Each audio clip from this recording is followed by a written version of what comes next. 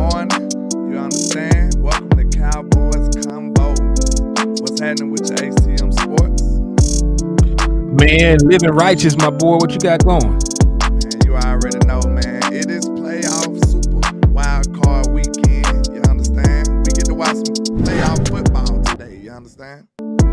Amen. We get to watch some playoff football. Even though it ain't the real deal yet, it still is a good supplement. You know what I'm saying? Until we get the real deal. You feel me?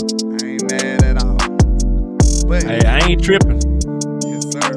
Make sure y'all hit that like and share, man. Let them know we out here drunk trapping on a Saturday. Let's go. Indeed, man. Indeed. Hey, everybody run up them likes, man. Run up them shares. Hey, let your content creators know that you care. And we live on the air, man. Let's get it. Absolutely. Shout out to all my people, right? Yes, sir. Shout out to Michael Lockhart, Miss Ella Lockhart, Mitchell Adams, Miss Regina Green with the green. Jarvis Wright in the building. Who else? Willie T, Joe Tranchina, Jordan Fernandez. Let me know if I butchered your name or not. Let your boy know I'm working on it. You understand? I speak broken English. Shout out to Jeremy Silas, John Cofield, Skeptical Fan in the building. What's happening? Always John sliding Jones. in scheme. Shout out to John Jones as well, man. Shout out to all your people over there here. Call them out. Indeed. Hey, man. Yeah, you already did a good job for me, man. Miss Regina Green, Miss Etta Lockhart, Mr. Michael Lockhart helping us practice manifestation. Joe Chanchina, he just said he's gonna slap 50 Packer fans. Demetrius Adams sliding through with the 6 shot glasses. Jordy Fuentes tapping in, showing love. Jeremy Silas was good with you. Skeptical Fan was good with you. John Jones, Cowboy Thanos finna snap the Packers out of existence. What's good with you, my boy? What's happening? Shout out to Charlie Jones sliding in for the win. Them members. Hey, I appreciate all the new members in the building, man. We will be having some content coming real soon, man. Shout out to Tricks in the building. Alright, you know, first and foremost over here, we gotta make sure them haters doing the most what they was put on God's green earth to do. And you already knew that's hate, man. Hey, we drunk trapping on a Saturday. Let's get it. Yeah. It's playoff time, man. Hit that like and share. Let's go. I can't see a thing, all this money in my face. Hey. I just blew a bag, ran it back the same day. Hey. Ain't no looking back, came a long way. Hey. I know that they mad, but just let them hate. Hey. That what make them hate, that what make them hate. Hey. And we just get K and they just send away. Hey. That what make them hate, that what make them hate. Hey. Cause we just get K and they just send away. Landlord is showing how to ball, boy. Go. You ain't even on the team, you just a ball boy. Real high, used to rock knockout, but it's real now. Real fly. I probably average your career high. Nigga one day hating on it, probably wanna kill. When they got our own band, we hollin' a deal. Yeah. Long little CEO, CIP the dollar. Let's get it. Took my brother, that made me go harder. That turned me to a monster. I'm focused on the comma. I'ma run up them comma. The summer, run up them numbers, yeah. I know that they hate the way a nigga ball, man. Rockin' all this ball, man. Street made on the chain. I can't see a thing, all this money in my face. I just blew a bag, ran it back the same day. Ain't no looking back, we came a long way. I know that they mad, but just let them hate. That what make them hate, that what make them hate. And we just get K and they just send away. That what make them hate, that what make them hate. Cause we just get K and they just send away. Hey.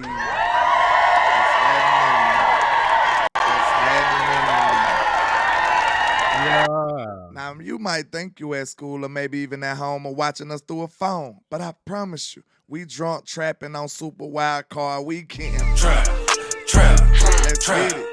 Trap. What's happening, man? What's going on with you, Mr. HTM Sports?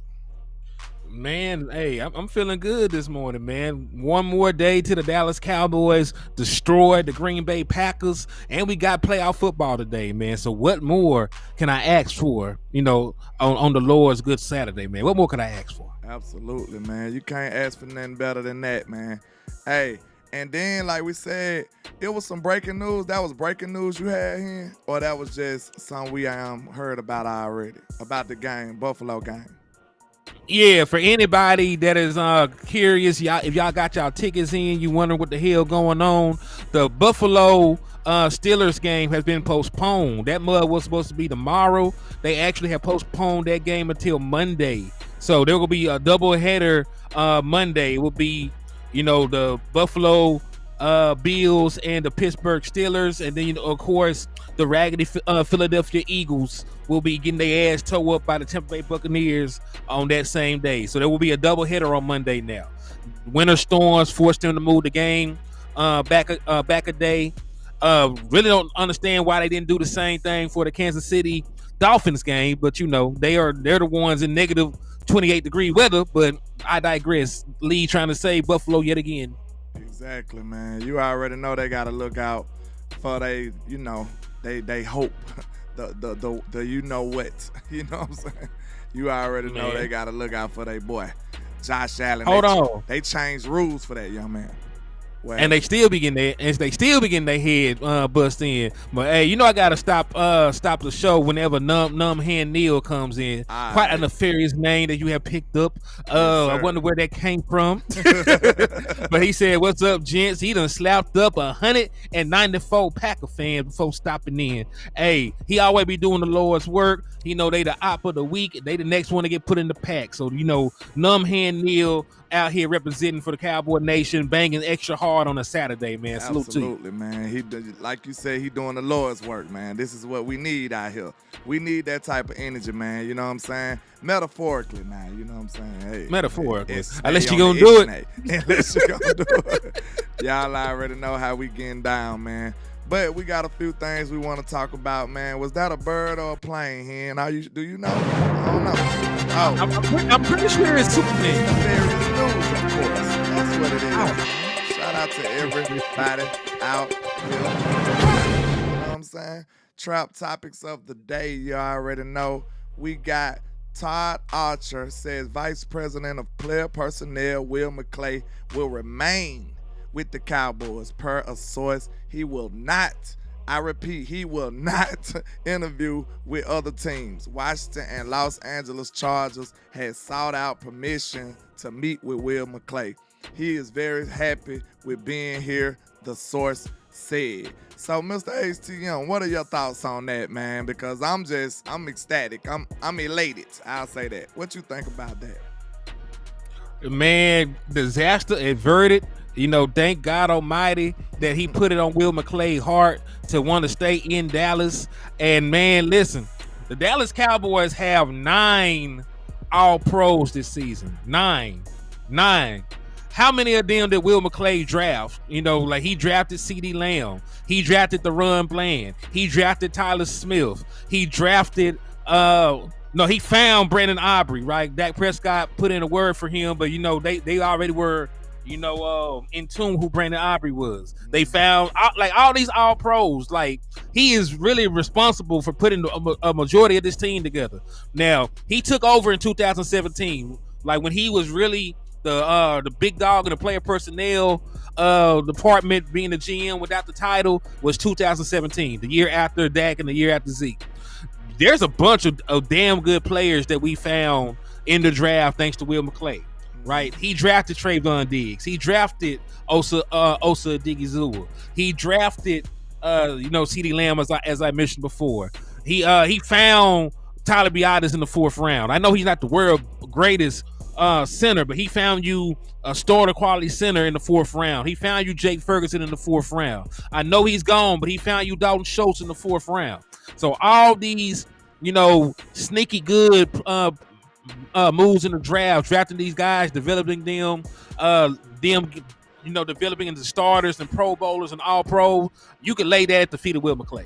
Absolutely. So thank God he's here, and I'm happy about that, man. Because when you have good teams, guys want to pay your people. So you got to either keep paying folks or you got to keep finding folks. And due to him, we're able to do that. Yeah, man, you just hit on almost all the points. So you went crazy with that, man. Shout out to trap. All I gotta say is, I agree because he's been phenomenal as the head of player personnel, man. We got one of the better rosters in football year in and year out, thanks to Mr. Will McClay. And we're not gonna say he gets all the credit, but I guarantee you a majority of that stuff comes across his desk before it happens.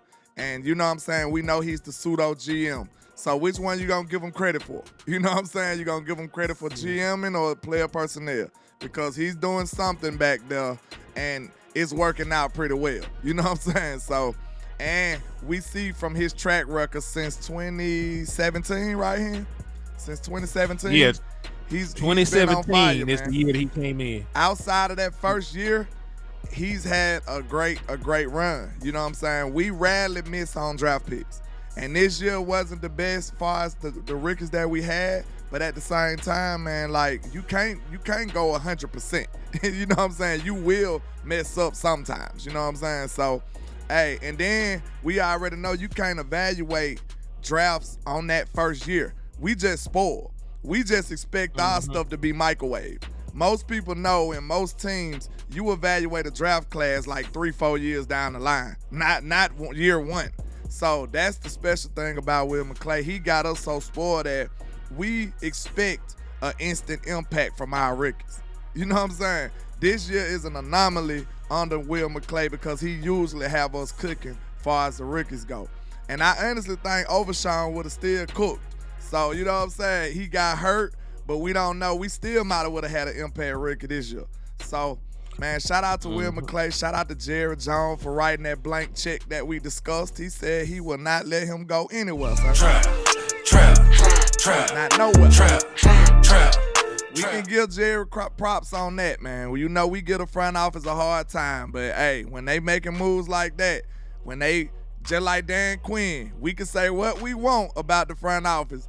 I believe it was miracle work for them to retain Dan Quinn for as long as they have already. So we just got to put that proper respect on the front office. That's a rare sighting over here. You might see some UFOs going by. You know what I'm saying? I don't really do that, HTM. So, hey, when it's time to give them credit, I got to be fair. You know what I'm saying? Hey, that's very true, man. You got to give credit where credit is due. And listen, man, even in some of the drafts that we're not too happy about, like 2017, did we not draft Jordan Lewis in that draft? Was Jordan Lewis not a 2017 baby? Mm-hmm. And he's still on this team starting, making an impact, forcing fumbles, getting picks, being a locker room leader. Listen, in every draft that we've had so far, we've had at least one person to come in and be impactful for the Dallas Cowboys. 2018 draft, his second draft as the guy. Leighton Vander Esch, say what you want about him, he was an All-Pro, right? He was an All-Pro. We found an All-Pro at a super small school. We got Michael Gallup in the draft. He was a very good option for the Dallas Cowboys for several seasons. We got Connor Williams, who went on to be a good starting center.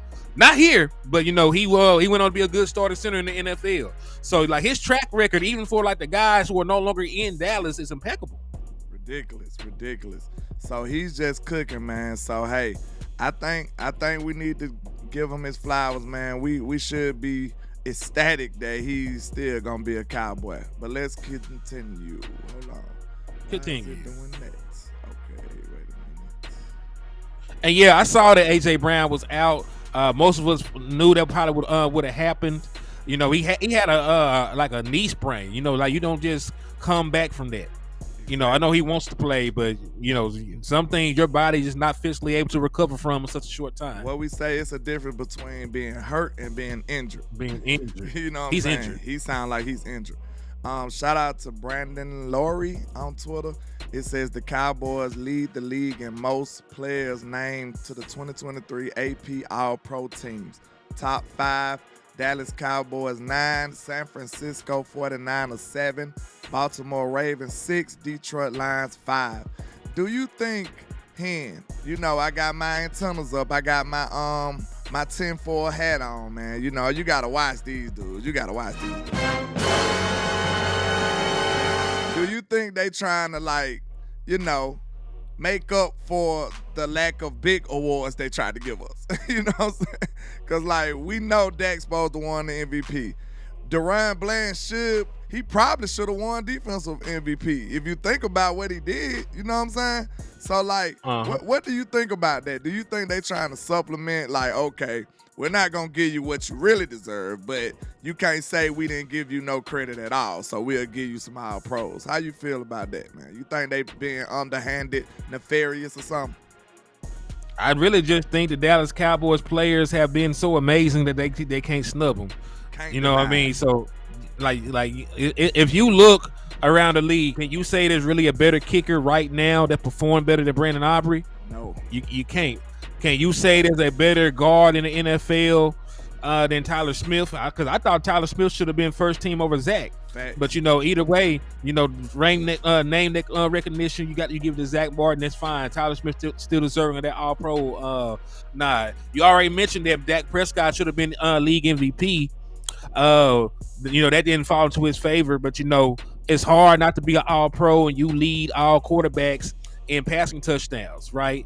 Without even getting double-digit interceptions. So I just think the Dallas Cowboys as a whole, they've been so dominant, at their positions. Like, I just think that they had to get them All Pro. Now listen, they still denied them what they were deserving of, right?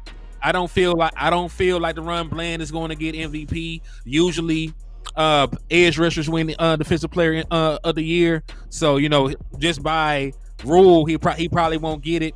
We already know that Dak Prescott won't get MVP. Is I don't think it ever happened with a second All Pro quarterback won the actual MVP award. So Michael Parsons show ain't gonna win it. He was second team All Pro. So they still snubbed some of our players. It's just they were too dominant not to give them some kind of All Pro nod. You know what I'm talking about? I agree. I think it's like you said, it was just so blatant. Our impact was so in their face that you can't deny that. You know what I'm saying? You'll have people marching the streets after a while. You know what I'm saying? Like, hey, y'all better get right. You'll have us marching in Dallas if y'all don't give our players they just do. And like I say, man, I hate that I have to say that so much, but man, you gotta give your players what they deserve, bro. Every man deserves what he earned. And if our players earning this type of stuff, man, they need to get they just do. And that's just my take on it. And, we know it's going to be discrimination when you got that star on your head. It's just going to be discrimination because people say that we get too much recognition, and then on the flip side, they say, hey, well, maybe they ain't as good, and they try to overcompensate for the hype that we get. You know what I'm saying? But the players who are deserving, they still suffer. You get what I'm saying?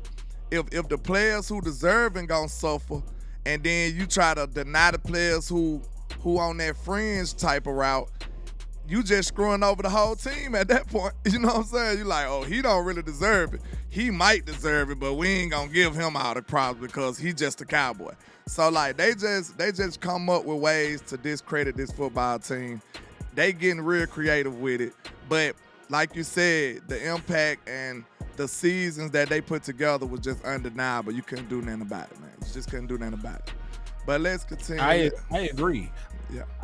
Oh, hey, the original people said who they got as defensive player of the year. They ain't announced it yet, but Myles Garrett is the favorite. Yeah, and I think they was voting Crosby over him too. So we'll see how I know for out. a fact that Michael Parsons wasn't first team All Pro, so it doesn't matter. Like I got an issue with that, but Yeah, this one of your slides right here. You want to take this one here? Let me see, because yeah. So through the power of simple algebra, because you can break the numbers down, right? You can do the math and figure out how everybody voted, because they announced the first team All Pro votes at the quarterback position.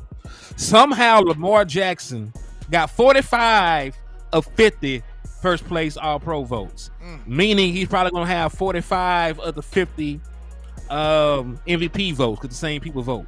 But anyway, it went Lamar Jackson, Dak Prescott with 2, Brock Purdy with 2, and then some random dick rider gave Josh Allen a first place MVP vote, despite the fact of him having 22 turnovers. Now, second team, all pro votes, Dak Prescott was dominant. 26 for Dak Prescott, they led the way. 16 for Brock Purdy, 4 for Lamar Jackson, and then what's that? 4 for Allen. Yep. So yeah, man. Team, I ain't mad at it, but yeah, man. If that's not a proper representation of the discrimination that they have against the Cowboys, I don't know what it is. Cause like, even if you know, have some problems seeing, you can't see that Lamar Jackson was that many points above Dak Prescott in the MVP vote. Like, bro, it's no way. It's no way. They going off name recognition. They going off reputation, but they're not going off what they supposed to be going off of here, and which is this year's production, this year's impact on the team. So how is Lamar Jackson 45 points up?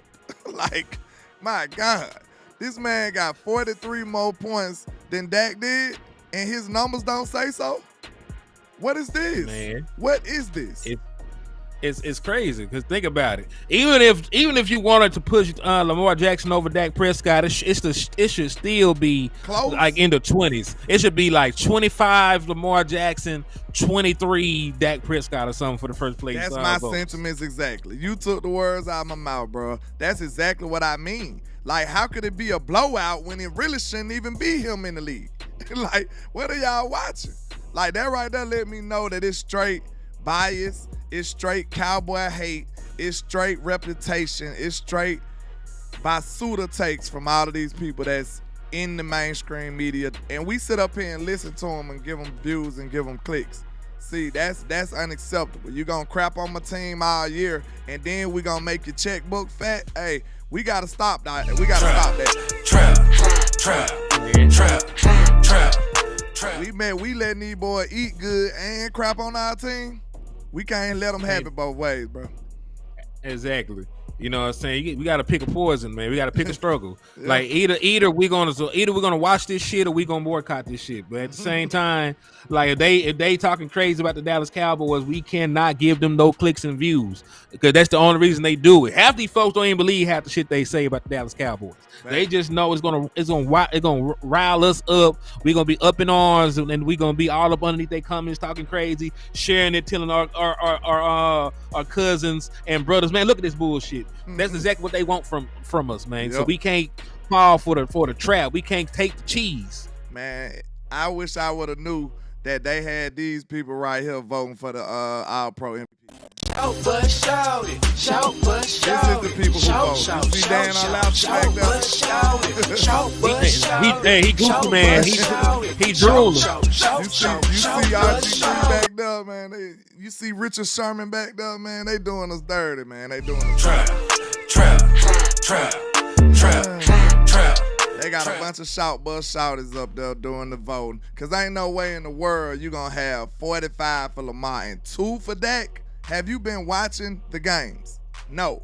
You just been watching the ones that was nationally televised or something. Like, something going on, man. But let's continue. I ain't trying to get my blood pressure that high up here. My bad, bro.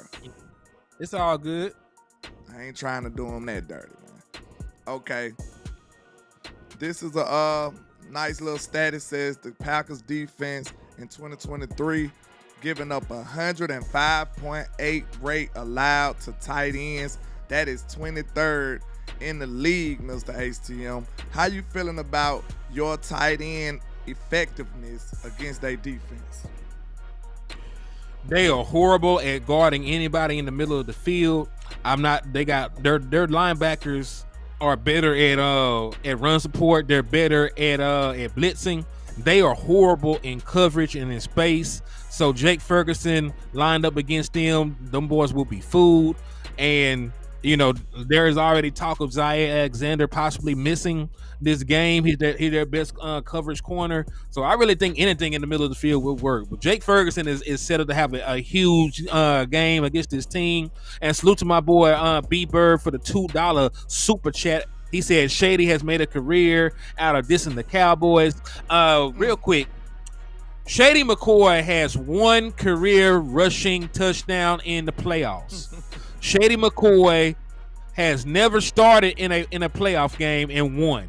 Every playoff game that they won, he had his ass on the bench. This man has never started in and won in a playoff game. He's never rushed for 100 yards in a playoff game. He has one rushing touchdown in his whole playoff career, including receiving. So Shady McCoy focuses on the postseason for everybody else when he was god awful in the postseason. So Shady McCoy is a hypocrite. Shady McCoy is everything that he accuses Dak Prescott of being. He performed in the regular season and he no call, no showed in the postseason. He should have been fired expeditiously. Shady McCoy is the reason why the Philadelphia Eagles have never won, a postseason game while he was there.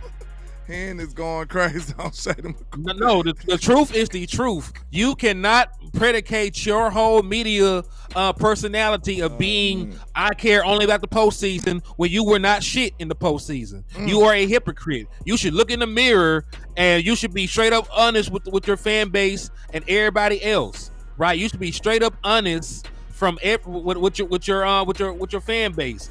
You're like, yes, man, I'm very critical of the postseason because I watch your shit in the postseason. So I know that's why you need to perform. You should lead with that, Shady McCoy. You should not act all high and mighty when you never had a 100-yard rushing game in the postseason. It was your job to put the Philadelphia Eagles on your back, and your motherfucking back broke. You had Uncle Elroy back when it was time to carry the load in the postseason. So I need you to stop. I need you to stop, my boy. Oh, like I'm we all clipping this. We gotta clip this. we all got Google. We watched this man play football. We played against Shady McCoy when it was time when in the postseason. If I'm not mistaken, Shady McCoy, were you not involved in that postseason game when we beat y'all 40-10 or some shit like that? When Tony Romo decimated y'all, were you not there? I believe so. I'm pretty sure he was there. So yes, like Shady McCoy, you sat on a bench and you got 2 Super Bowl rings. Congratulations. You have better seats than season ticket holders for their Super Bowl wins. But you did not actually participate. You did not actually do anything spectacular. You were a horrible postseason player. So why are you acting like you were Emmitt Smith? Why are you acting like you were Marcus? Why you act like you were Falk? You were not none of those running backs. You were a good regular season running back. You never did anything in the postseason. My boy Meek Phillips said, I slapped my mama this morning 6 times because she's a Packers fan. Hey, man, we still love Mom Dukes, but hey, she will forgive you. She knows what's going on, man. Wrong, Meek. She knew she was wrong. She know that she should have went ahead and wore a Cowboy jersey this week. She knew she was wrong. But yeah. Man. Go ahead. And Shady McCoy know he wrong for this propaganda and this bullshit he's trying to spill to y'all. Thanks. Man, matter of fact, can we read some of Shady McCoy postseason statistics? Sure. Go ahead. While we at it, man. Sure. Let me just pull this up real quick. Cool. This is the same man that's trying to tell you that Dak Prescott did not perform in the postseason. So Shady McCoy played in 7 career postseason games. He got 57 carries for 222 yards and 1 rushing touchdown in 7 career postseason games. His first postseason game, 5 rushing attempts, 24 yards, no rushing touchdowns. He had 1 reception for 9 yards.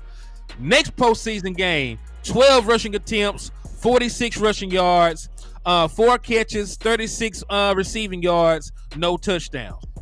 Next game, he got 77 rushing yards on 21 attempts, so that's under 4 yards a carry, 4 receptions for 15 yards. He finally got a rushing touchdown. The next game, like he wasn't even in Philly at this time, 2017, Buffalo Bills, right? 19 rushing attempts, 75 rushing yards, still under 4 yards a carry, 6 receptions, 44 rushing yards. And then, of course, Kansas City, no rushing attempts, no rushing yards, because of course they wanted to actually win. Tampa Bay, 0 rushing attempts, 0 rushing yards, 0 catches, and of course they wanted to win. That's why your ass was on the bench. So yes. So you actually only appeared in what? You actually only took rushing attempts in 4 playoff games. You only actually took rushing attempts to 4 playoff games, and you never got to 100 yards rushing. You only got 1 rushing touchdown. Dak Prescott, who was a quarterback, has more rushing have more rushing touchdowns than you, boy. So what we talking about? Yeah, hey man, hey, stop the show. We gotta stop the show on that one. Hey, let's give it up for HTM Sports just roasting the hell out of Shady McCoy. Good grief. I mean, Kenpo, this is actually a repeat. Good grief. We've had this same exact conversation about Shady McCoy before. My God. Like the same spiel. Like I might have to go back and find it. I forget when he made me cuss him out on air like that. But I did have to cuss Shady McCoy ass out with this same information. The information has not changed because, of course, he's already retired, he's already fat, and he's already sitting behind a desk talking nonsense. Like, we do not have Google. Like we do not have All 22. Yeah, talking like he belonged on the shout bus, man. But good grief, I didn't know I was going to open up that can of worms. But, hey, that was good television right there. My God, man. Shady need to stay in his place, man. Shady need to stay in his place. But let's continue all this stuff, man. My God. But yeah, man. Far as the tight ends go, man, I'm looking forward to seeing Jake Ferguson go crazy, man. Listen, it's not that we need Jake Ferguson to be successful because we can spam CeeDee Lamb. I just want it for the psyche of the team. I just want to take a little pressure off of CeeDee Lamb. I just want us to have some staples on this team to be able to survive with. You know what I'm saying? So it's not that we can not even target Jake Ferguson as much and still be successful, still be dominant and all that. But I do want to establish him as a legitimate weapon, and I want to get him in that right mindset. Like, hey, I'm that dude. And because you might need him down the stretch. You got to start building that type of mindset on these players. Let them know when it comes to the clutch, I need to be able to go to you, and I need to be able to trust you. You know what I'm saying? And I feel like Jake Ferguson is close, but I want to make sure he all the way there. So what better to do early in the game than to give him some carries? I mean, give him some targets. Just get him involved, keep him engaged. And I feel like, he'll be able to just go crazy for the rest of the game, man. So let's get back into it. You stated your piece on the tight ends for the win, and we got another stat similar to that about this terrible Packers defense on paper. Okay, pass defense for the 2023 season. They giving up 100.3 rate allowed to the wide receivers. That's 28th in the league. That's another big-time flaw in this defense, HTM. How you feel about that going up against these boys? Man, listen, there is not anything that I think they can do from a personnel standpoint to stop CeeDee Lamb, even if, they shoot up, Alexander. He's going to be playing at less than 100%. CeeDee Lamb is completely healthy. They really play a majority zone coverage anyway. So even if they wanted to move him around with CeeDee Lamb and shadow him, that means that everybody else would have to be manned up. That means that somebody like Valentine would have to be man-to-man against Brandon Cooks. That means somebody like Quay Walker would have to be manned up against Jake Ferguson. So there's really not much I believe that they can do schematically to slow down this Dallas Cowboy offense. They don't really have great personnel in the back end. Up front, they might be able to do some stuff. They do got a great complementary of pass rushers, Rashawn Gary, Kenny Clark, Preston Smith. They do get busy up front. But, if the Dallas Cowboys offensive line holds up or we go to that quick passing game, there's really not much that they can do to slow down anybody. But CeeDee Lamb is going to eat. Like CeeDee, this reminds me of the matchup against the Detroit Lions when CeeDee Lamb was out there baptizing Cameron Sutton. Like, Cameron Sutton gave up almost 200 yards to CeeDee Lamb, if not 200. So I believe it'll be a similar situation, especially if Zay Alexander can't go. CeeDee Lamb gonna give 200 to Valentine. Yeah, I'm surely thinking about some of the frustrating stuff we had going on in that game last year when we talking about this pass defense. I could look at some of it real quick because this is like it's frustrating to watch, but it still give you a little relief to let you know that we ain't got to deal with that shit no more. Trap. Shout out to Niner Gang talking about good luck, guys. Hey, appreciate your sportsmanship, man. Good luck to y'all on the same end, man. You understand? Hey, may we both meet in the championship game, man. Healthy, and you know what I'm saying? May the best team win. But let's get into some of it, man. Don't,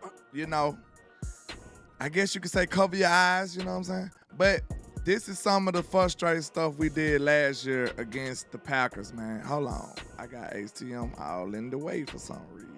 Wait a minute. Why is it doing that? I don't know. They trying to hate us out, man. Hate me out the game, man. Although Michael McCoy done hit us with a super chat. Let me get over here to that's on your side. Let me get over here to read my brother's stuff, man. Michael McCoy with the $5 super. He said, facts, Henny. McCoy played for a Catholic school. Pearson played for my school. McCoy was not that guy. Hey, that's trill right there, man. Absolutely. What's wrong with you? Hey, that shady stuff is top notch, because he really is shady. Let me see. It should work on this one then. This screen shouldn't have HTM in a way. Let me see. Okay, yeah, we good now. All right, this is some of the frustrating play calling. Because one thing we'll notice, y'all, last year, it wasn't nobody stopping us, really. It was either us shooting ourselves in the foot as far as penalties go, overcomplicating stuff, trying to be too cute, doing all this crazy foolishness, option routes, can't nobody decide nothing. I'm just so relieved to know that the only times, if you think about it this season, bro, the only times that the Dallas Cowboys been stopped, it was probably either like an anomaly play, like a tip pass or something like that. Either the defense made a phenomenal play, which is normal stuff, or either, you know what I'm saying, it's not much of us killing ourselves. We did a lot of that last year. We are not overcomplicating things. But if you see this stuff like this, man, it was a lot of dead plays, a lot of horizontal plays that was just frustrating, man. But look at this. You see Noah Brown getting targets. He was getting held, but still, it's like, I don't like the spacing of that play or nothing, man. It's just a lot of stuff that seemed like it was too unnecessary. Kellen was trying to be cute with the concepts and stuff. Like, I'm almost certain they don't supposed to be that close. You know what I'm saying? And you bringing extra defenders in the vicinity. That's not smart concepting right there. You know what I'm saying? Look at all them people in that one area. The spacing was flawed. Now look at this. Check out CeeDee Lamb right here and let me know. You, instead of letting Dak Prescott read the play, you got CeeDee Lamb reading the defender and making a decision. And look what happens. Now you tricking Dak. He don't know where to throw the ball at. See, now this year, you'll see CeeDee Lamb just do a normal whip route. It'll be understood that he's going to the outside regardless. Right now, CeeDee is trying to decide. He really don't even know himself, because that's why Dak had to wait until he make the cut before he threw the ball. Like, look, if Dak was knowing where he was going, he would have been through the ball. He had to wait to see where he was going. Now you messing up the play. Yeah, I'm gonna say plenty of room out in front if he knew that was exactly where CeeDee Lamb was gonna go. Yeah. But like you said, when you're not sure of what the hell is going on, that throws off timing, that throws off rhythm. You know, it makes things more difficult than it actually has to be. And that's one thing I will give Mike McCarthy credit for. You know, taking out these option routes, just letting your wide receivers get open to make plays in space, utilizing more motion. Like Mike McCarthy, he didn't go out and reinvent the wheel. He did some things that just made life easier for Dak Prescott. Yeah, and like, look at all these just little dead plays. Now, Dak probably could have threw the ball to 87 right here, but he didn't, and he threw the ball to Sean McKeon. Like, just unnecessary stuff right here, man. Like, just horizontal as possible. You know what I'm saying? And then look at what he followed up with. And I believe this was an interception drive. It might have been a drive we scored. But it's just too many dead plays to me. Too much horizontal stuff. Go ahead. Hey, I'm finna say real quick, shout out to Michael McCoy for another $5 super, and also welcome to the Wrench Gang, my guy. You know I had to show you some love, but he said they're both from my hometown. I know the truth, Henny. Facts, respect Micah from the gutter, not McCoy. That's what's happening, man. So Micah liked that, and Shady McCoy, quiet boy. They putting it in over there on the liquor store, man. Appreciate y'all. But let's see. But you see what I'm saying? Just this little, what is that? Like, well, right there, that makes me think. Because you hear a word floating around since Mike McCarthy been taking over the offense. Play purpose. What is the purpose of plays like this? You know what I'm saying? Like, this is no play purpose right here, man. Like, it's just stuff that's not threatening the defense at all. It's just, okay, go ahead. Can I run it one more time? Because I do want to point something out to you. Go ahead. Like I actually don't think this is bad. Let it run through. Boom, right there. The play purpose there is a purpose on this one. This was a high-low concept. Yeah. Dak Prescott just actually in this situation made the wrong read. I know he could have threw it to 87 right there, but you got and that's the design because this he's already broken on 84.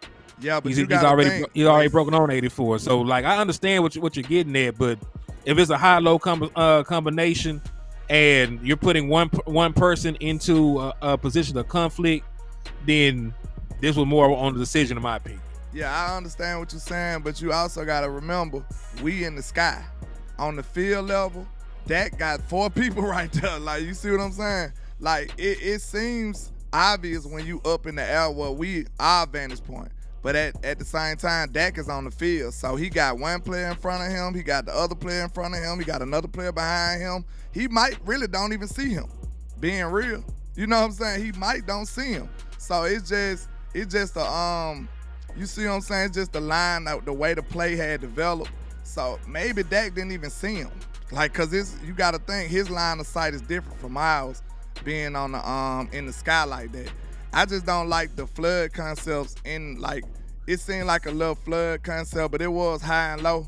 But we tend to do a lot of flood concepts in the red zone. I don't like that type of stuff for real. Cause I want him to have more options. I'd rather him read the whole field than one side of the field. You see what I'm saying? But time and place for everything.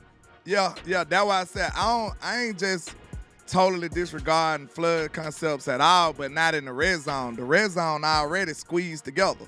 So it's already compact. So instead of you opening it up more, you closing it up more if you making this compact space one side of the field.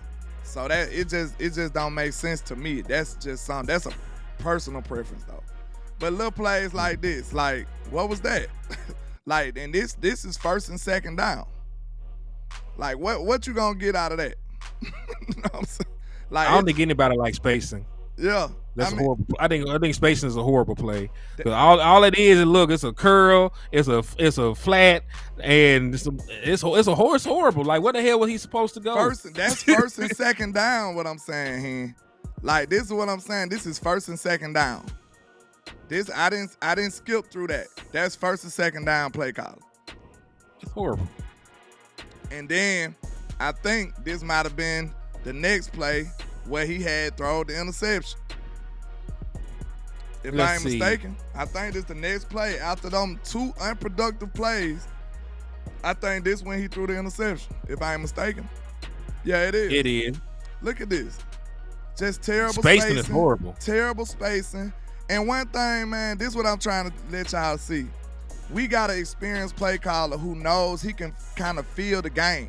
And what I mean by feel the game is, in the beginning of the game, maybe this team ain't ready to be doing this complex stuff like this already, man. Trap.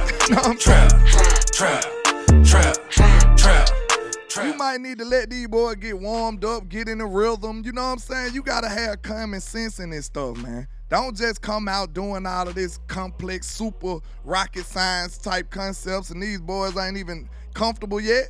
You see what I'm saying? Like, it's some of this stuff just don't make sense, especially in the red zone. Like, none of this makes sense when you're doing stuff like this. Like, look at that spacing. The spacing is important because some people may not get it. when I say spacing, man, if these players ain't away from each other enough, you letting all the defenders guard 2 players with 1 player. So look at all them players right there in that triangle right there. You see what I'm saying? You got somebody underneath, you got somebody on top left and on top right. And these 3 people is smothering them 2 wide receivers when really one of them supposed to be a little distance away from each other to put stress on this coverage. They just help the coverage really with the spacing. So sometimes you just do stuff that outsmarts yourself, man. It just makes no sense. And then the spacing was bad because they executed it bad. You know what I'm saying? So right now, when you think about the execution, maybe this was too early to be doing stuff like this. It's just, you got to wait till them boys get comfortable, get hot, and then you start pulling out all these complex concepts, man. But it just was a lot of frustrating play calling. And let me know, was that the Falcons beating us or was that us beating us? That's what I'm telling you. A lot of this stuff won't be happening, man. We're not going to beat ourselves. The teams that beat us, they just beat us.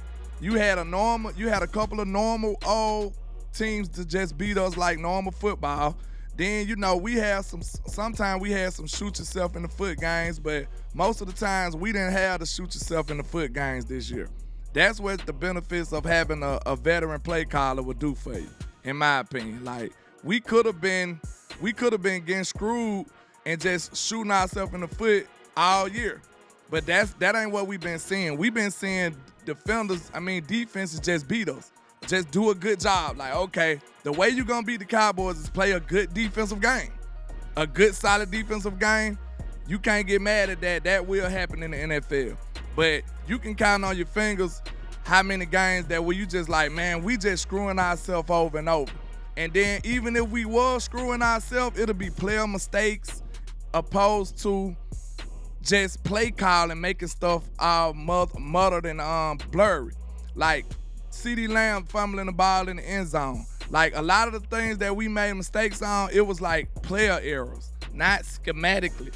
So I feel like you ain't got to worry about stuff like that going into the playoffs.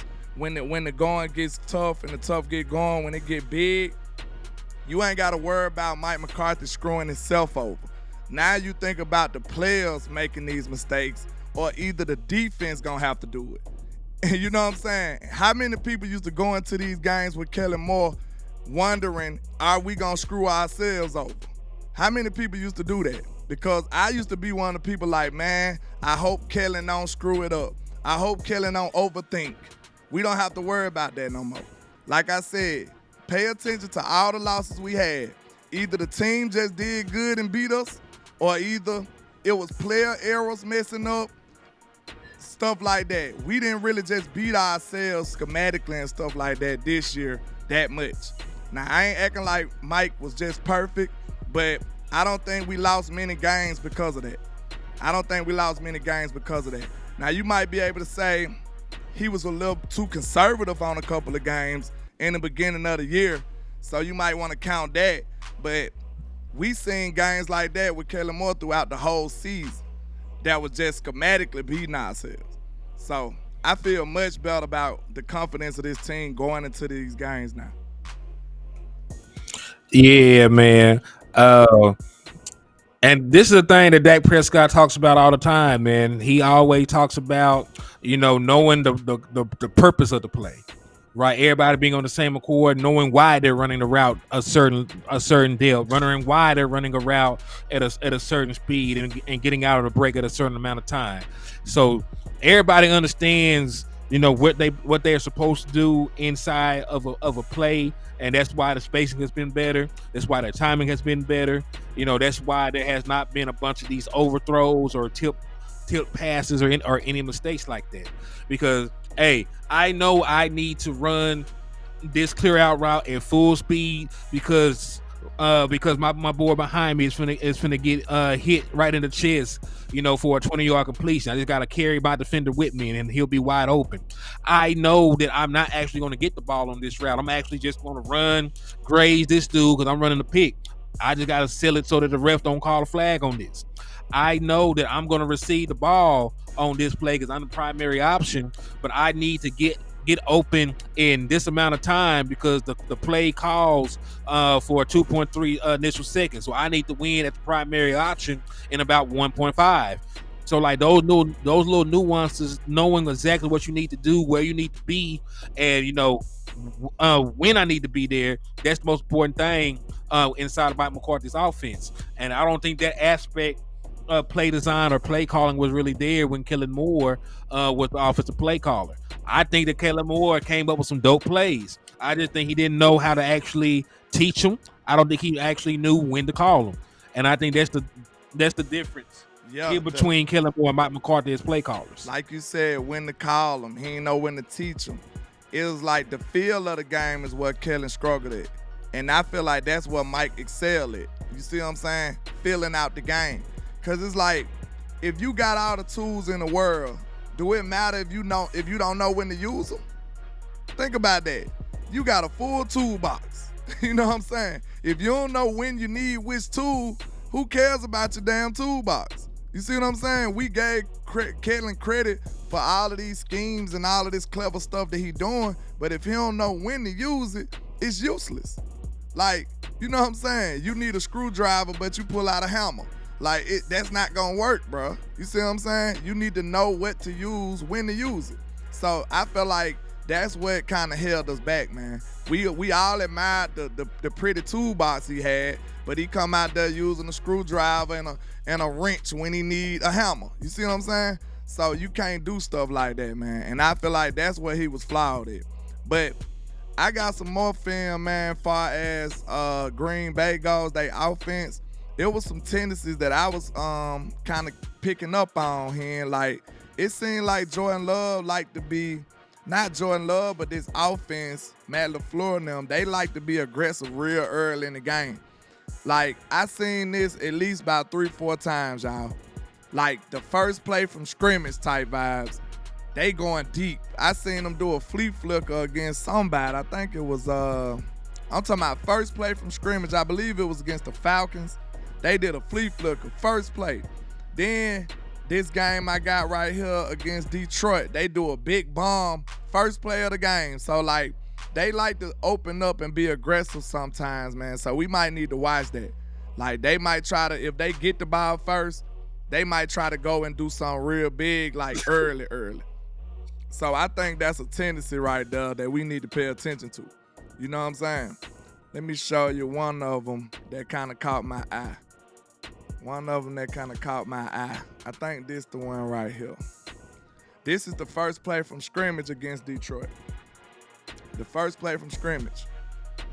And look at this play. Just a bomb, like out the gate. Like, bro, they just got here. Like, you know what I'm saying? Like, out the gate, they being ultra aggressive. So we need to be P's and Q's. We already need to be watching this type of stuff. If they starting out the gate with a big bomb like that, setting the tone like that, we need to be on our P's and Q's. And we already know Christian Watson, how fast he is. And you know what I'm saying? He gave us a lot of trouble last year. So we need to be on that, man. We really do. And like I could point out like 3-4 games where they started out just firing and being super ultra aggressive in the first drive. So we need to watch them guys. But one of the other tendencies I seen from Jordan Love that I was telling y'all, like, he's a risky ball thrower. Like, look at that. That wasn't a window, it was a keyhole. Like, he's putting the ball in some very dangerous situations, but he is deadly accurate. But sometimes all it takes is a little off, and that could have been a pop-up interception. So I'm telling you right now, he is risky, and at the same time, he's accurate. But it's up to our defenders to make sure we don't give up that much separation so we can make sure we get some of these turnovers from this dude. Well, I will say this. There's a huge difference in the Dallas Cowboys pass defense and the Detroit Lions defense. Yep. And so, you know, like, they probably seen something on tape, like, oh, we finna eat on these fools. But remember, this is the second game they played them. They probably saw how they played them the first game, saw some stuff in the tape they could take advantage of. Now, listen, I'm sure they'll try us. They got, especially if Christian Watson is able to play. He's questionable. but he is their big play, speed, deep threat wide receiver. He was the one that they targeted on that pass. We know what he did to both the run Bland and Anthony Brown last year. He went crazy. Look so at this throw here. This shit go against all the quarterback teachings. You know what I'm saying? That's why I said it's either he could be a GOAT or everything gonna come falling down on him. Cause you do not teach this right here. This is all natural instincts, and you know it can definitely get you in trouble. This dude moving to the right, backing up, side arm, like none of that is correct. But he worked. It worked. You see what I'm saying? So I don't know how sustainable that is, but we gonna find out Sunday. I mean, listen, I want them to come in this mug and try to throw this football around the yard, man. And that is my hope. That is my desire. I hope that's what they want.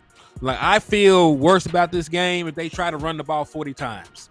If they want to pass the ball 40 times, I feel very confident in my ability to not only get my hands on the ball, but I think we could put Jordan Love on his ass quite a bit in this game.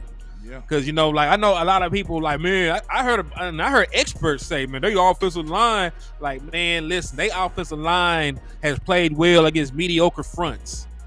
Like, they did not play well against the Pittsburgh Steelers. They will not play well against Micah Parsons and the Dallas Cowboys. And, man, Micah Parsons is pissed off right now. Yeah. You know, like, he tried to even downplay. He tried to downplay the NFL Player Association list when he didn't make the All-Pro team. He said he gonna wait for the official one. Well, the official one dropped, my boy. You is not first team All-Pro. They don't even think that highly of you, man. So nobody think you like that this year, Michael Parsons. This is the perfect. This is the perfect time to come out here and brutalize a center that's giving up 5 sacks. It's the perfect time to brutalize a left tackle who is a former 7th-round pick. Look at that. They meeting at the quarterback. Did he complete this throw? Let me see. He did. Play it. Look, this is so the mechanics are so bad. Like he has a lot of arm arrogance. That's what I'm telling you. And the way he threw this ball, it's a no-no. But look, it was successful. Look at his mechanics. He's fading away. He didn't even set his feet. It's all on. It's all on. And it worked out. That is so, but that's more luck than skill. That was in between 4 people. This is what I'm telling you, bro. This dude is high risk. He's a high risk quarterback. And he do this all game. I just want to know, is it sustainable? That's all I want to know. Can you do that under intense pressure all game and be accurate? If you can do that, bro, we gonna have to just shake his hand at the end of the day. Like that'll be some GOAT level stuff. Some very talented stuff. Like, how could you complete this ball every time? Like that's just a, you know, it looks lucky to me. Or being bad for Kansas City defense, because that ball hung up in the air when you got 5 defenders, 4 defenders closing in, and nobody got to the ball. 5 really. And nobody got to the ball. That's crazy. That's an actual linebacker though on that player down the field. Dallas Cowboys don't even play linebackers like that. That will be a defensive back guard. Yeah, 43 is an actual linebacker. But so yeah, like they would be a corner or a safety guarding this play. There would not be that much separation. That's crazy, bro. Ain't no way he's supposed to complete that. But look, when you have success like that, it just fuels you to keep doing stuff like that, right? And then until it just catch up to you. You know what I'm saying? So I'm hoping this is day of reckoning when he try to do all this crazy stuff against the Cowboys. Like, this dude is very high risk, man. And you can be impressed by it because it's working. But I just know from all the football I know and all the teachings I know, this is not sustainable for most people. He either gonna be a great player, or, you know what I'm saying, maybe not. Like, it's not gonna be 2 in between. You know what I'm saying? Because these are some disastrous habits to have. But like I said, he don't have to pay for them right now. So we'll see if it catch up to him. But like plays like this, he off balance right here, but dude was wide open. Like, you got a lot more room for error when you throwing wide open. Look at this. Was that good mechanics? That's straight on. One more time. Oh, no, hell no.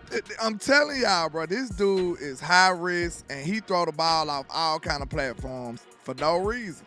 So, like, this is the tendencies I see. And you can say, okay, the play resulted in a good completion, but that dude was wide open. You got a lot of room for error. He throws a lot of YOLO balls that he just put the ball in some crazy situations, man. All we got to do is play some good defense, man. And I feel like he'll give us a couple. I believe he will, man, because now don't get me wrong, the Kansas City Chiefs have a pretty good defense. You know what I'm saying? So it's actually impressive that they were able to do this. But they were at home. You know what I'm saying? Like you might feel a little bit better about your chances trying stuff like this when you at your own crib in front of your own fans. Like you throw one pick on the road, it might snowball for you, especially when you're a young, inexperienced quarterback. Did you see how he tried to make this throw? He said, "Man, I'm Jordan Love." Ooh, it should have been a pick. Man, you see what I'm saying, bro? Like that's danger. Like what is his decision making right here? Let's see, was it a better decision out here somewhere? Because this 21 out here trying to fight the ball in there. Yeah, nah, it got deflected, but look at this. You got two people open in the flat. You got two people open in the flat right here, but you go there. They not only are they just open in the flat, they open with some yak. Both of them could have probably got the first down. Possibly. Very good opportunity to get the first down. One missed tackle, that could have been the first down. Then you going up against DBs. But you went there? Okay. He's talented. That's what he desired, bro. He's talented, but I just want to know, are you going to be able to trust that when that pressure raised? You know what I'm saying? When we raise the level of pressure that's on him. So he got a impressive arm, bro. He got impressive talent. But like I said, talent isn't everything, bro. Talent isn't everything. You need them intangibles. You need to be able to do this on a consistent basis. And these are the things we ain't seen from him yet. You know what I'm saying? We ain't seen him do this consistently over time yet or against a team like ours. So I feel good about my chances. When I see how high risk he is, like you said, if stuff don't go right early, he might be screwed up. You see what I'm saying? It might be a snowball domino effect for him. I need to go see how he plays on the road. I don't think there's a big discrepancy between him on the road and at the house. But I'm gonna go and look that up real quick because I'm very curious at this point. Yeah. Like I said, man, I'm not gonna sit up and act like he ain't got no talent because he got plenty of that. But it just depends, man. For him to be that arrogant, or I say it's arrogance. Because some of them throws, it's like, what are you doing? What you doing, Jordan? You know what I'm saying? Like, man, you could have threw it over here. You could have threw it over there. But you chose that one. We'll see how it works out against Dan Quinn. Dan Quinn should be able to confuse this guy. And because he's still a young quarterback, even though he's been in the league for a while, he's still new to the experiences of being a starting quarterback in this league. This is his first playoff game. So these are things that he's going to have to deal with. All right, so Jordan Love on the road for this year. He's completing 61.4% of his passes. His worst games have come on the road. First start was against the Bears, 55.6 completion percentage, 3 touchdowns though. Next game against Atlanta, 56% completion percentage, 3 touchdowns though. Against the Las Vegas Raiders, 53.3% completion percentage, 0 touchdowns, 3 picks. That was earlier in the season in October. Against Denver, 67.7% completion percentage. So that was much better. 2 touchdowns and an interception. Against the Pittsburgh Steelers, 52.5% completion percentage, 2 touchdowns and 2 picks. Detroit, they won that game, 68.8% completion percentage, much better than what they saw at the crib. 3 touchdowns, no picks. Against the Giants on the road, 64.1% completion percentage, 1 touchdown, 1 interception, was sacked 2 times. Against Carolina, 2 touchdowns, no picks, but only completed 60.7% of his passes. Then his last road game was against Minnesota. Great game. Best road game of the season. 72.7% completion percentage, 3 touchdowns, no picks. But so on the season, 19 touchdowns on the road, 7 interceptions. So he does turn the ball over more on the road than he does at the crib. His completion percentage is down on the road, 61.4% overall. But his last road game was very good. So Jordan Love, he turns the ball over a little bit more on the road. Hot and cold. That's what it looks like. Mm-hmm. But like I said, hey, DQ, this your last hurrah. You know what I'm saying? We got to treat every game like it's our last. So I need a top tier performance from you. You better not let this rookie quarterback come in here and give us a black eye. You know what I'm saying? You got to shut him down. Man, listen, if we lose to this particular team, we can blow everything up. Like I'm for real. Like you giggling and shit. Like if we lose to Jordan Love and friends, because it's not even like a real team. This Jordan Love and them. That's the name of the group. If they was an R&B group, it's R&B and them. You know how old boy tried to say he was David Ruffin of the Temptations. Yeah. Like it's Jordan Love and them. So they were to lose to this team. I'm not saying they will, because I still say the Dallas Cowboys win by 3 touchdowns. But if they find a way to lose this game, you can fire Dan Quinn, you can fire Mike McCarthy, you can trade Dak Prescott, Jerry Jones. You can step down and let Stephen Jones be the head of the franchise. Blow it up. Blow it up. Blow it up. Let it go. What'd you say? Let it go. Everybody let it go. Because I think we'll win. I think we'll win by 3 touchdowns. But if they find some way to do some bullshit, if they find a way to do some if they find a way to screw this up, man, then like y'all just need to unsubscribe from Henny DeMore. You ain't gonna like the shit I got to say about this team. It's gonna get ugly. It's gonna get ugly. It's gonna get ugly like your PE teacher. You know, everybody PE teacher was hideous, out of shape. They all used to have the slouchy body motherfucker try to teach you about some athletics. Like I never understood that. Dude built like a truck driver, but everybody got an A. Everybody got an A. They just give you 100. That's the best grade on your report card right there. Gym. Man. Gym. And lunch. Favorite subject. Boy, skip school the whole day and go to lunch. Man, what? You passed that with flying colors. Trap. Just trifling. Don't listen to us kids. Go to school. Get your lesson, man. Get your lesson. Don't be like us. Okay, pass defense, we just said 94.7 rate. And then, we're going to talk about these last couple of things and ride this thing on out, man. I'm ready to watch some playoff football at this point. You and me both, bro. Okay, yeah, we said that one. I don't know why it's on here again, but, yeah, it looks like there was a repeat button or something. So we did cover the ones we wanted to talk about. So, let's see, man. Shout out to Michelle. Miss Queen. That's Miss Queen with the $10 cash out. Appreciate it. Yeah. Same on my end, too. Thanks for the love. Appreciate you, Miss Queen.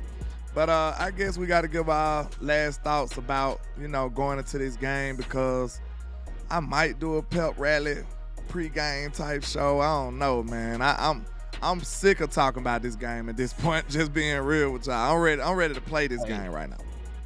Hey, don't change anything because it's the playoffs. So we got to do everything. We got to pray the same prayers, eat the same food, do the same routine that we did during the regular season, because it worked out well for us. So let's continue to do what we always do. If you do a pre-show before every other game, you got to do a pre-show for the playoff game, man. Well, you're right. I guess I had to come and do one, man. I guess I'm just ready to go, man. I'm ready to go. I think, like we said, like Dak said, man, early in the week before you start preparing, you be a little nervous. But once you do all the numbers, all the film work, every flaw that they got, then you start being comfortable and start being ready to play. So that's where I'm at with it right now, man.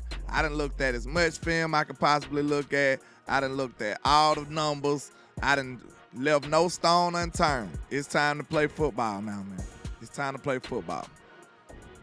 Hey, and real quick, shout out to my boy Jay Lombardi. He did throw out a very good point. Your boy Bryce Young had his best game of his career so far against this same Packer defense. You know, they dropped 30. He threw for 312 passing yards and 2 touchdowns with no incompletions.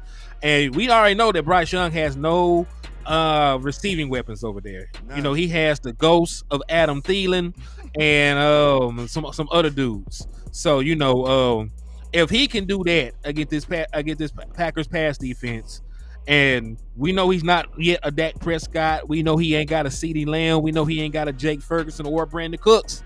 So if he could throw for 300, Dak might be able to throw for 5. Yes, sir. Yes, sir. I ain't mad at it, man. And especially and with thank you for the love, Queen. Yeah, we appreciate you, Miss Queen. And all the donations that happened today, you know what I'm saying? We appreciate y'all for helping the nation go the way it's supposed to go.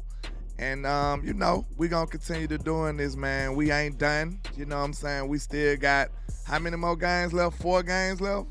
You know what I'm saying? Yeah, we got 4 games left. And we will be involved. We will be involved. We will win the football game, man. Absolutely. Absolutely. It's unacceptable. Anything else would be uncivilized. You know what I'm saying? Anything else, like Ken said, we gonna come up here and act a stone cold fool. You know what I'm saying? Mm-hmm. I'm acting a stone cold fool. You know what I'm saying? This would be the point of no return. This would be a deal breaker for everything that we got right now, man. Because this is a prime opportunity for us. We can't let this slip away. Just can't. And like I said, man, I'm gonna be honest with y'all. I feel a little more like anxiety about this game compared to the second round. I feel comfortable about the second round because I think it's because we played whoever we play in the second round. More than likely, we played them already. You see what I'm saying? We already know what it looked like. This is our first time playing the Packers this year, so it is a little element of the unknown, but I still feel good about it. You know what I'm saying? I mean, I agree, but you know, the way it's lined up is probably going to be the same way going forward because I expect for the Tampa Bay Buccaneers to beat the Eagles. We haven't played Tampa this year, so they got a horrible defense. So I still feel very good about our ability to get them, win the game. You know, Baker Mayfield is not a mobile quarterback himself, so I feel very confident about our ability to beat the Bucs. I just need to get this one game off our back. It's the only reason that we're even concerned about this game because it's the Packers and it's the playoffs. Yeah. It's that little element of history in it, nostalgia in it. You know what I'm saying? But it's a new year. None of that stuff implies to what's going on right now. So we gonna go out there, kill those old demons, and get them up off our way, man. You understand? But, man, ACM, hey, salute to DC for Light, Texas, man. Thank you for the love, my boy. Shout out to him. But, HTM, let them know where to find you at, man. We finna get ready to ride this thing on at. Yeah, man. Hey, I am still on the road to 2,000 subs, man. Right now, I was at 1714 before the show. So if y'all have not yet came over and joined the liquor store family, man, please hit that sub button. You know, we're up here trying to grow, up here trying to do positive things in this Dallas Cowboys space, man, and I need your help. So make sure you come over and sub. Make sure you come over like. Make sure you come over and share. Continue to help me slap the shit out of the ops. We're going to slap the shit out of Packer fans over here in the liquor store, man, because they the villain of the week. So come show some love. HTM Sports on YouTube. At More Henny on Twitter and Henny the More on Facebook. Make sure you come join the liquor store family and get drunk on the content with your boy, man. Absolutely. And you know I go by Landlord from Alabama with the same handle on all social media. We appreciate all the love and support, man. Y'all make sure y'all tap in for the win. Hit that like, that share for the squad. It will not charge a card. You know, all the donations, all the support, all the likes and shares is greatly appreciated. And I think I don't stress this enough, man. If you are a mod, I expect you to push the content, man. I trust you with the growth of the content. So if the content ain't growing, I might be looking at you with a side eye. When we put you on that mod, man, when we give you that wrench, we appreciate you enough to trust you to push this content and help grow this. So, man, all my mods, I need you to get the likes up, get the shares up, and push this content, man, so we can grow this thing on out. And it'll be something we proud of. We remember when Landlord was fighting for 5K, and now he at 15, now he at 20. This will be something we can go back to and enjoy, man. So, like Hen said, he on the road to 2K, y'all. Let's help him get there and reach his goal. I'm right here rounding off into 5K. I'm at 4,915. I'm real close, getting close to that 5K, man. So let's get it done. We appreciate all the love and support, man. Y'all hit that like and share for the squad. It will not charge a card. And you know why them haters hate on us. Why, Hen? Because we are the greatest. The greatest. That's why, man. Tell them what it is, man. We appreciate y'all. Let's go. Man, we the realest niggas in the country, man. In the country? Put my In the country. in my hand. Yeah. Let's go. And this is greatness defined. Every line is divine. Verses boggle your mind. And every song, man, I swear, just get better with time. No matter how much shade they throwing, I still manage to shine. I don't know why they so obsessed with mine. I'm all they think about. Go in their house, they probably got my pics in a shrine. Damn, I never let these play me. They see us ballin', now they wanna switch teams like KD. I know my time coming, I guess I'ma wait and see. I'm too cocky and confident that humble ain't for me, Lord. Help me with my egotistical ways, but I'm amazed how they display such miserable hate. I never paid attention to what most people say. They words sound unimportant like prepositional phrase. They wanna see me crash and burn in a ridiculous blaze, but yet I rise like the Phoenix. Show these I'm great enough. Yeah, I know these haters can't stand me. Well, take a seat, I do it for the family. So bring the block to the Grammys, and if you try to stop me, you need a plan B. Yeah, I just do it for the real. If you ain't from the bottom, you ain't get how I feel. The goal gets the odds, go hard, chase meals, and dollars till you make it. Show them all you the greatest, I'm the great. And not only am I the greatest, we are the greatest. You know them haters hate us because they ain't us. You know them haters want to try to suppress our success, but nevertheless, we pass every single test with flying colors like no other. And like I say, 1K, one love, Cowboys Nation. Let's go. Shout out to HT on Sports. Let's get this thing going, man. Let's get it.